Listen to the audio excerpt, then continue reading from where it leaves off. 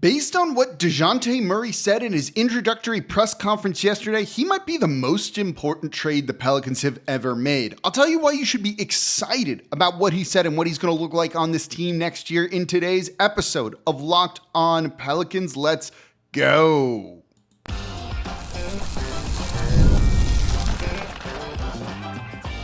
You are Locked On Pelicans, your daily New Orleans Pelicans podcast. Part of the Locked On Podcast Network, your team every day. Welcome to another edition of Locked On Pelicans, the daily podcast covering your favorite team, the New Orleans Pelicans and NBA. Part of the Locked On Podcast Network, your team every day, available wherever you get your podcasts and available on YouTube. I'm your host, Pelicans Insider, credential member of the media, Jake Madison, at NOLA Jake on Twitter. Here with y'all on this Wednesday.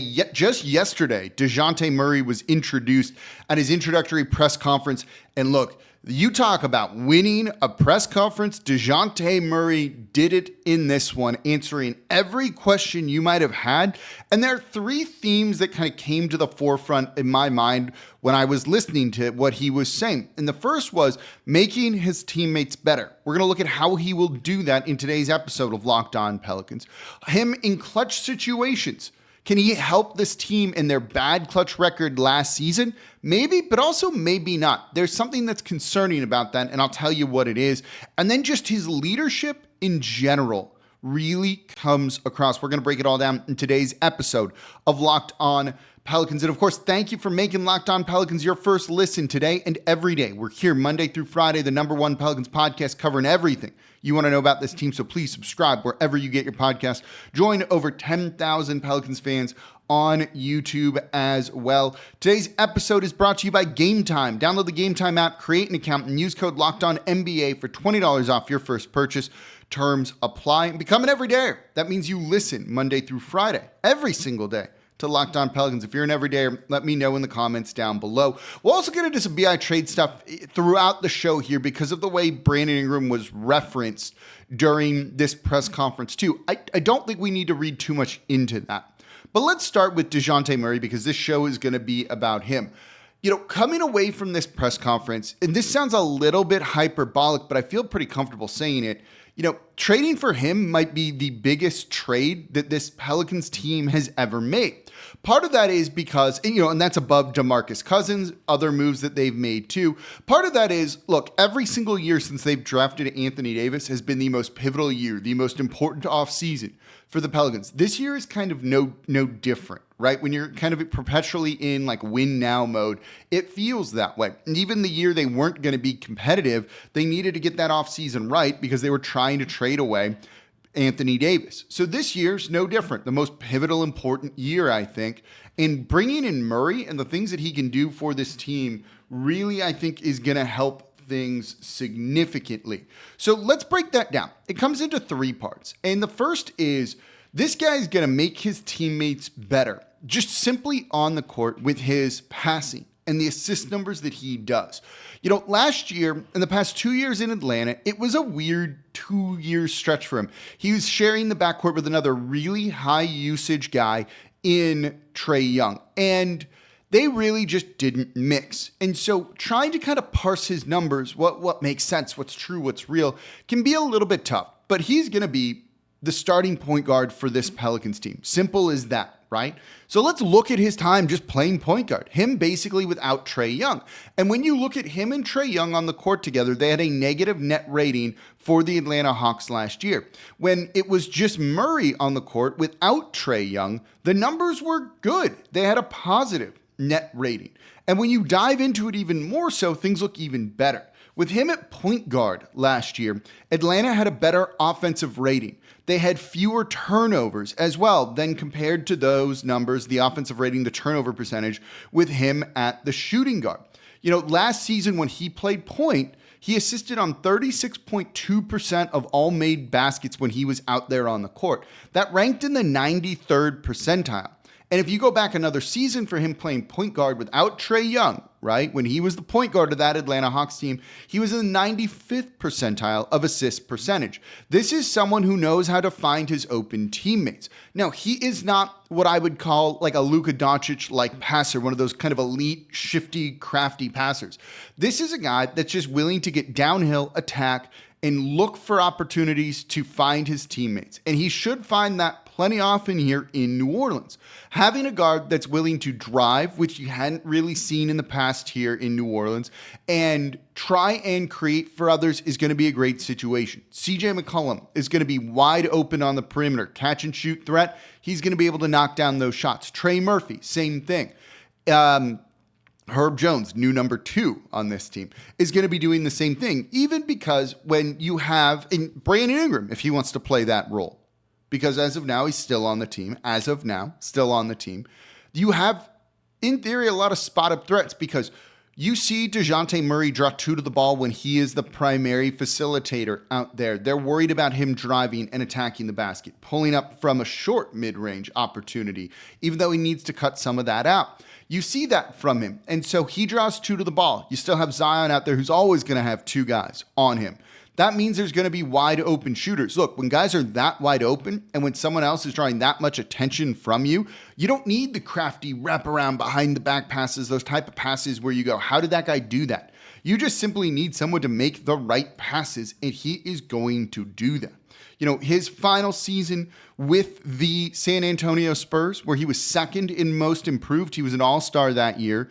He averaged 9.2 assists that season. Those are really excellent numbers. 21.1 points per game, 9.2 assists, 8.3 rebounds. That's an assist and 2 rebounds away from a triple-double stat line. He can definitely do this and make the team better. And the numbers bear it out from his time with the Atlanta Hawks. When he was the point guard on the court, their offensive rating just overall was better. For me, what I look at with this is, how was it in the half court when the game slowed down a little bit? And this goes to clutch situations. This goes to the playoffs too. What was it then?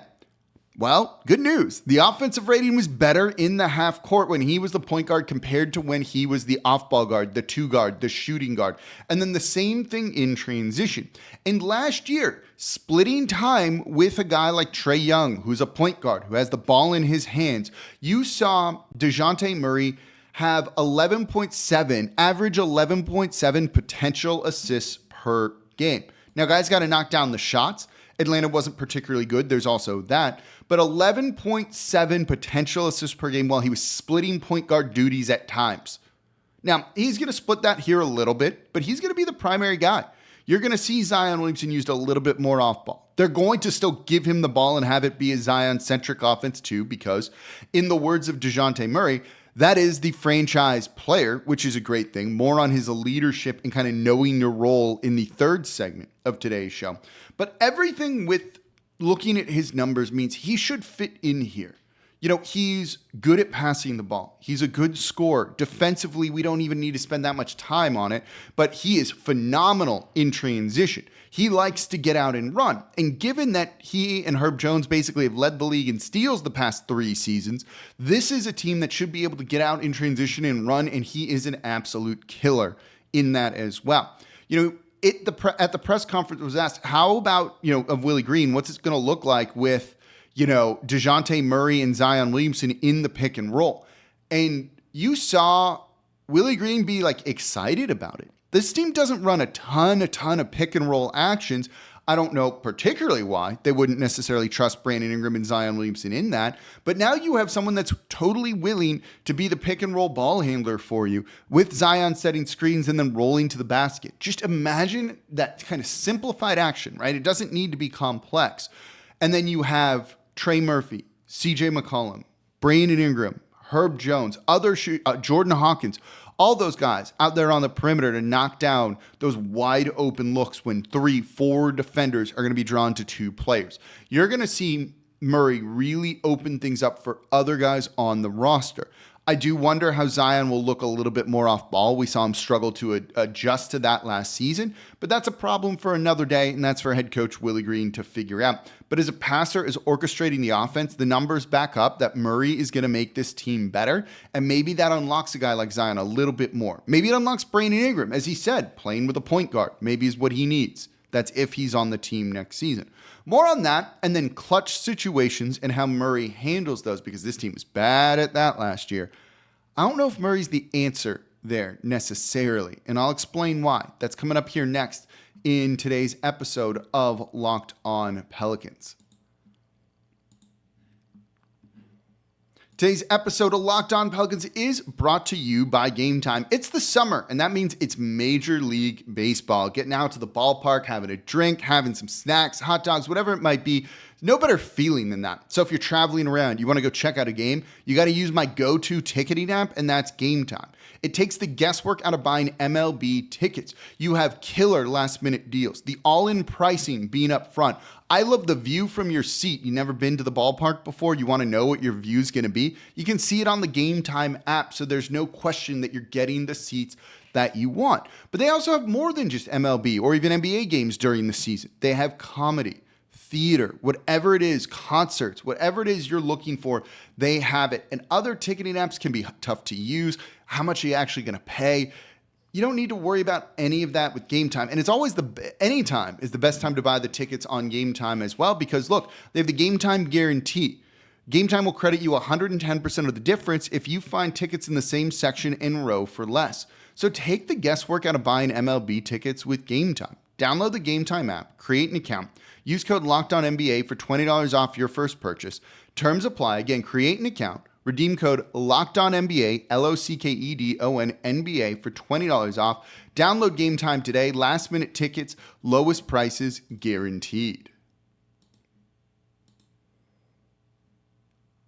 And thank you for making Locked On Pelicans your first listen today and every day. We're here Monday through Friday, the #1 Pelicans podcast covering everything you want to know about this Pelicans team. So please subscribe wherever you get your podcast. Join over 10,000 Pelicans fans on YouTube as well.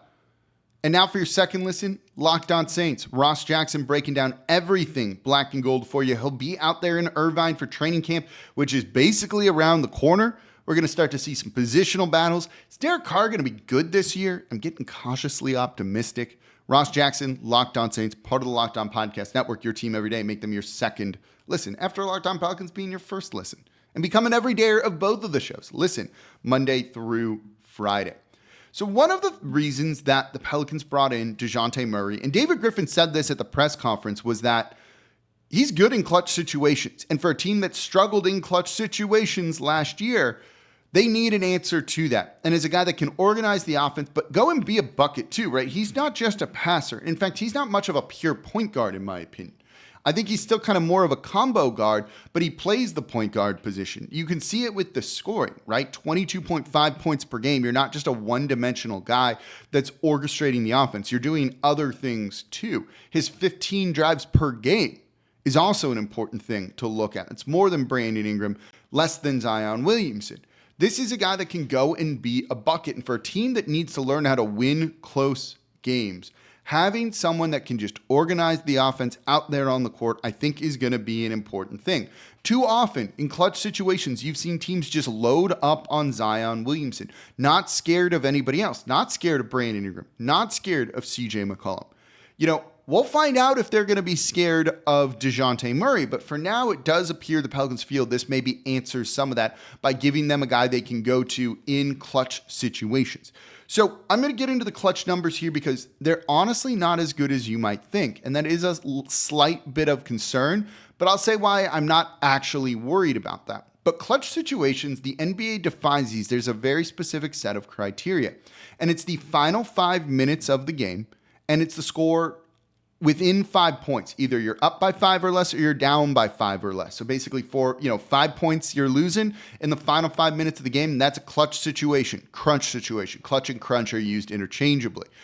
So basically, close game in the final 5 minutes. You can leave clutch situations and go back into them, and so on and so forth. one of the things Dejounte Murray has a ton of experience with is playing in clutch games, particularly last year. 42, more than half of the Atlanta Hawks games had a clutch situation, clutch minutes in them. So he has a ton of experience with this, but the numbers don't bear it out to being particularly great, particularly this last season. It gets better the further back you go with him. Now, there's a lot of noise in these numbers, but he had, when the Atlanta Hawks had, when he was on the court in clutch situations last year, a negative 11.4 net rating.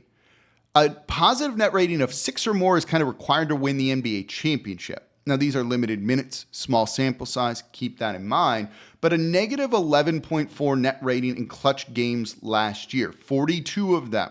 He shot 38.8% from the field and didn't have a good assist turnover ratio. If we extrapolated his clutch minutes out to 36 minutes, so the amount of starter plays per game, this is what his stat line would look like. And it's not the most inspiring. 23.9 points on 23.2 shot attempts. That's not good efficiency right there.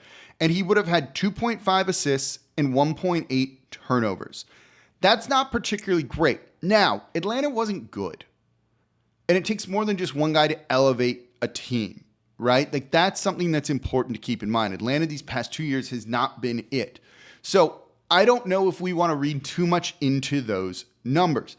2 years ago, not last season, the year before, with Atlanta, it was better. If we're looking at him per 36 minutes, 25.4 points on 20.5 shot attempts, a 44.6 field goal percent.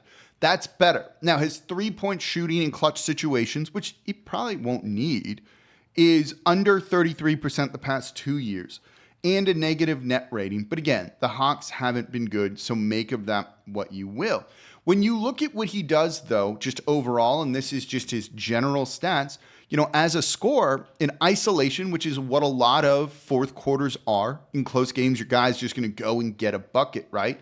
He was as an ISO scorer, he was in the 84th percentile. He was a better isolation scorer than Trae Young was last year. As a spot-up shooter, a catch-and-shoot guy, right? 77th percentile. That's something that I think is also important to look at. And he's also willing to take pull-up threes. He took last season 3.3 pull-up threes. The difference between pull-up and spot-up, you just catch the ball and shoot, right? You're spotting up, get the ball, go. Pull-up is you're dribbling, you have the ball in your hand, maybe you're running the offense, trying to tell this guy to screen, coming off of a screen. Well, you're already moving with the ball in your hands, then you pull up, rise, shoot. 3.3 pull-up threes per game. Compare that to 1.3 for Brandon Ingram. He's also willing to drive, 15 drives per game. Ingram was 13 last year, Zion Williamson was 17. All of these numbers, by the way, for him are better than Trae Young. So you've seen him be that kind of leading scorer for this Atlanta Hawks team, particularly when Trae Young was out. When he kind of gets the ball in his hands, and they're going to do that here in New Orleans, he can really do some special things. Does he struggle maybe when there's another high usage guy and working off ball a little bit? Maybe. But you're also seeing him be a decent spot-up guy, and we'll get more into kind of a few other things with this in the next segment. I think he's going to kind of know his role pretty well. He really seemed to buy into what they're building here in New Orleans, showing leadership like that too. And we'll talk about that in the next segment. Will he and B.I. be able to coexist? I think that's a little bit of a question. Him, B.I., Zion, and C.J. McCollum, even kind of more questions here, but these are good problems to have. And it's going to be on head coach Willie Green and their staff to show some growth and really make this all work. A lot of people said on Twitter and tagged me in this because we've been talking a lot about Brandon Ingram being traded because, again, I do think it's more likely than not. And it's something that the Pelicans are actively exploring whether you want it to or not. Whether he gets traded or not, I don't particularly care. I just want them to put the best team out there on the court. If that's with him, that's with him. If it's not, it's not. I want to see this team win and be competitive and have the best roster. So whether he's traded or not, to me, is kind of immaterial. Just do the best thing. Let's see what the trade return is or what that return would then lead to, right? There's no way of knowing in a vacuum right now. They talked about as if B.I. was going to be on the team. David Griffin talked about it there. Dejounte Murray said that like the day of the trade, before it was announced, before things got finalized, Brandon Ingram called them. They grew up going to high school all-star things together, AAU things together. They've known each other for a long time. They talked about it. So Murray talked about it as if Ingram was going to be on the team and he's looking forward to playing with him. That said, if you're trying to trade a guy, talking about how we're trying to get rid of him isn't going to help you in your leverage or anything like that. So this is exactly what a team that's trying to trade a player would say too. It's also what a team not trying to trade a player would say, which ties into that first part of it, right? I would not read too much into them talking about kind of Brandon Ingram in the present tense and the future tense and what it'll look like with him on the team. I still think they're going to be looking to try and deal him to kind of fill this roster out a little bit more, because someone that they could have maybe gone after, Paul Reed, was just claimed by the Detroit Pistons. New Orleans didn't really have a shot at him in this kind of situation here. So as an ISO scorer, going back to the clutch situations, the clutch numbers aren't good, but on a better team with other threats, given his scoring prowess at times and how efficient he can be, it leads to believe that he should be good in clutch situations for New Orleans this coming year. And I think that alleviates some of the concern about those really kind of rough-looking numbers. And I think that has more to do with the Atlanta Hawks than it has to do with Dejounte Murray in general. So I'm excited to see what he's going to bring to this team. My biggest question about it, well, let's get into that. My biggest question is him and Zion Williamson kind of coexisting, right? Is it going to be a Murray and Trae Young situation, or is there a way for these two guys to really kind of work better together? I actually think it's going to be more of the latter, based off a lot of what Murray said at his introductory press conference. Let's look at that coming up here next in today's episode of Locked On Pelicans.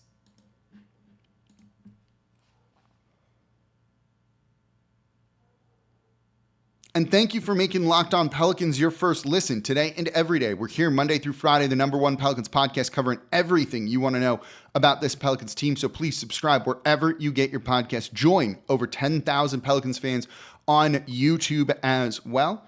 And now for your second listen, the Locked On Sports Today 24/7 streaming channel, programmed for you every day to bring you the biggest stories without all the yelling. Locked On Sports Today brings you can't miss analysis, opinions, and news, streaming 24/7 on YouTube or the free Amazon Fire TV channels app, part of the Locked On Podcast Network, your team every day. So we are talking about Dejounte Murray and his introductory press conference here for the New Orleans Pelicans. Pretty impressive. Talk about winning the press conference. He absolutely did. And that's why, given that I think he's going to help organize this team on offense, something they've needed after really struggling with that I'm optimistic that this, you could say, and again, it's a bit hyperbolic, I'll acknowledge that, it's the most important trade they've ever made. You could almost argue he's the most important player on the team. Not necessarily the most valuable, but the most important for everything that they want to do. The real question in my mind is going to be, how does he fit next to Zion Williamson? Like, clearly he and Trae Young were butting heads a little bit, right? There was some friction there because they both wanted to kind of do the same thing. How is he and Zion Williamson going to coexist? Because look, Zion is not like a traditional big man, right? You don't view him as a pick and roll finisher, though maybe he could be. He's an advantage creator if you're looking at kind of archetype for him. A guy that, point Zion is a thing. You put the ball in his hands, you let him draw multiple defenders, and you let him drive and attack. And when he gets to the rim and shoots 70% there, it's near unstoppable. You want Murray to fit in around him, not necessarily Zion to fit with Murray. Does that make sense? But I also think so given that he had some friction with Trae Young, like, is that a concern? Should we be a little bit worried there? And I think the answer to that is, I think it'll be okay. Like, I truthfully think it's going to be okay. When he was up there, one, he and Zion clearly are building some good chemistry and a good relationship. Zion Williamson was at the press conference, sitting in the front row watching this. He was excited about this. When Dejounte Murray walked in, Zion Williamson got up, they hugged each other immediately. They seemed to be genuinely excited about playing together. That's a really good start. That is a really good start to everything. Murray also talked about, and even said it, when asked about Zion Williamson, he said, that's our superstar. That's our superstar. I love this. This isn't a guy that's coming into this team and going, I'm going to be the #1 guy. This is my team now. No, he knows it's Zion Williamson's team, and it is Zion Williamson's team. And he knows it, and he wants to fit in around that. Now, it's a press conference. We got to wait to see it on the court. But we've learned, I think Murray has learned, that if he wants to succeed and win, play off of Zion Williamson. Zion is going to have the ball in his hands plenty of times creating. Murray then switches into that spot-up role, which he's embraced as his three-point numbers, three-point attempts, have gone up every single season he has been in the league. 7.1 three-point attempts last season, 5.2 the year before, 4.3, 3 the year before that, then 1.7. It's gone up. Compare it to Brandon Ingram, where it's gone down. Fit is important around your superstar, and that is Zion Williamson here. If Brandon Ingram took more threes, which he chose not to do last season, this is an entirely different conversation. But now you have someone who knows his place alongside Zion Williamson, the pecking order, and it seems willing to embrace that. But he also, we talked about him making guys on the court better in terms of their play, opening shots up for those other guys. This dude has like this work ethic and all of the intangibles I think that you're really looking for. He said everything right. He said he's going to show up to practice every single day going 110%, and he believes in leading by example. You know, if you want others to shoot threes and to buy into what you're doing on the team, he's got to do it first, because how can you go to somebody? How can you go to someone and be like, you need to defend better if you yourself aren't defending at a high level, right? The Herb Jones effect. You get that kind of vibe coming right off of him. You know, he said, it's my job to hold these guys accountable more as the point guard of the team. Accountability is important, and you can only do that if you are doing it yourself. It just adds the right type of mentality to this team. I won't go the David Griffin line of like human, because I don't know him personally, though he seems like a good guy. But in terms of the mentality that you want on the team as a player, like he checks that box big time, in my opinion. And that came across that this is a guy that's going to make everyone maybe practice a little bit harder. Keep Zion Williamson, doing the right things and all of that. And that gets me more excited than anything else. This team has, really looked to kind of put those type of people around Zion Williamson a lot, going back to JJ Redick, right? The fact that he and Murray, Zion and Murray, have this kind of relationship, that embrace, the connection they seem to be forming, means Zion's buying in again and again, even more every day. And he was pretty bought in last season. So I'm excited to see a better version of Zion next year. Like, that's going to be one of the more important things. Murray's important, but if he can get the more out of Zion, that makes this acquisition even better for the Pelicans. Let me know what you're thinking about Dejounte Murray after the introductory press conference. You excited? How do you think he's going to fare? Let me know in the comments down below. In tomorrow's show, center options, we're going to talk Walker Kessler. We're going to talk some other options, too, of how the Pelicans can get a starting center without giving up too much. That's going to come up in tomorrow's episode of Locked On Pelicans, part of the Locked On Podcast Network, your team every day. As always, I'm your host, Jake Madison, at NOLAJake on Twitter, and I'll be back with y'all tomorrow.